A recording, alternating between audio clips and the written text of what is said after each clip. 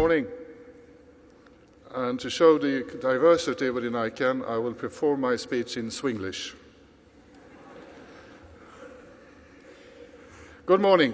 Thank you all for being here today, and welcome to ICANN60, the annual general meeting. Welcome, Your Excellencies, Ministers, and Ambassadors. Welcome and thank you to His Excellency Hamadu Bey Al-Mansarou, sorry about my pronunciation, from the Director General of the Telecom Regulatory Authority, which is also our host. This is our first ICANN meeting in the Gulf region, and I'm very glad to be here. The United Arab Emirates is in the forefront of digital transformation in the region and a leader in infrastructure development and growth of digital services. The UAE is also one of the region's most advanced country code top-level domains, IA, and the Arabic IDN Emirate. We are enjoying the warm welcome we have received in this splendid facility and by our host in Abu Dhabi, the capital city of United Arab Emirates. And if you have any doubt that you actually tell me what to do, is that I stood up in Copenhagen and promised you that we should have the opening ceremonies in the afternoon. The SO and AC leadership vetoed that, so good morning. One thing that is very important for me and for my organization is that transparency creates accountability. And I'm going to share some of the highlights of that this year. I hope you had a chance to look at the flow charts that we now have on the websites together with the manuals, which we have developed together with you over the last year. It's mapping out our sometimes a little bit problematic structures and can make us all do a better job. We have also recently launched something we call the accountability indicators, which replaces the KPI dashboard that we had before. And it's a way for us to better show our progress and how we work with strategic and operational plans. It's actually quite easy to use. Go in there and you can find a lot of information, anything from how many people from a fellowship program comes there to how we spend our money. Another thing that we decided has the relationship with ICANN.org, the website. Sometimes, even for me, it's hard to find information there. We, in Montevideo, the board decided to make a multi-year investment to make that no longer a problem. We are introducing a documentation management system with a new web interface. This is going to take several years to implement because we have more than 120,000 documents there already. But it also increased the ability for people to find documentation in other languages. If you have any complaints, questions, please speak to Duncan Burns or David Conrad. We're also having a session about this week. The objective is to make sure that we stay within our missions and do what we're supposed to do. And as you know, the new tradition is that we will have an open Q&A with my executive team this week. This is an ability for us to talk to you and for you to ask any questions you want to us.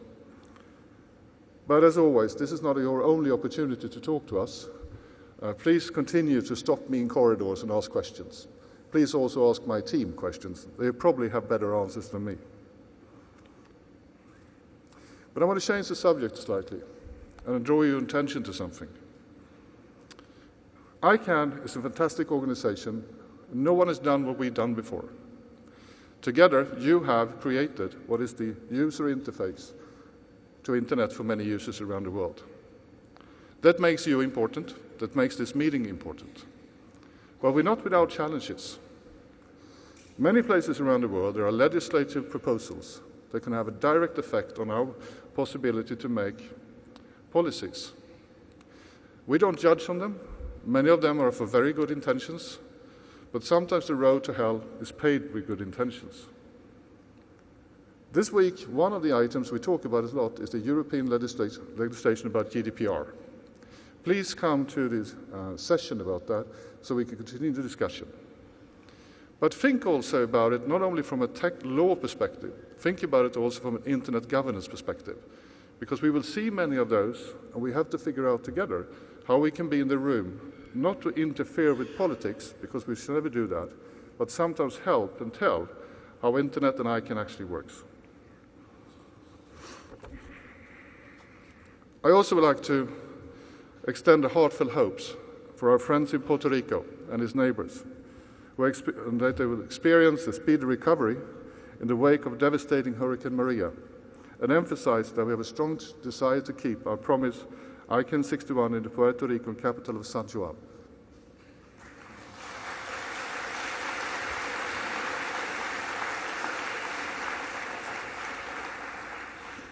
The best thing we can do for our friends there is to actually go there and spend a lot of money.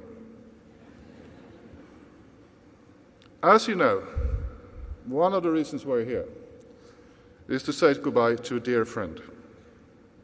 Someone who has influenced me a lot over the last 18 months.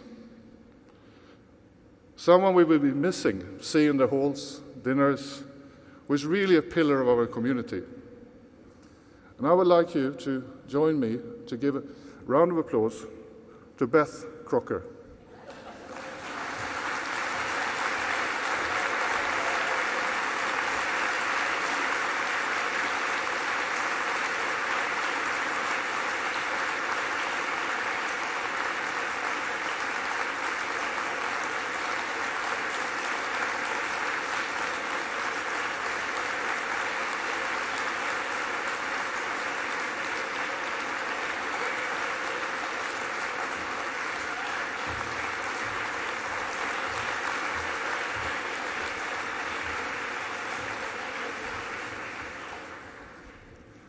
But we will miss you.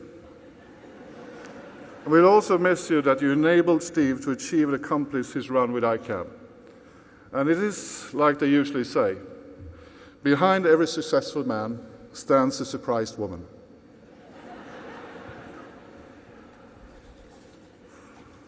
Every year, the ICANN Leadership Award is given to an outstanding individual in our community who demonstrate extraordinary commitment to ICANN. It's awarded to people who remain true to the community's core values chosen by the ICANN.org executive team. This year, there is no other choice, and I think you will agree. So please come up and join me on stage. The well-deserved winner of Leadership Award is our chair, my friend, Dr. Stephen Crocker.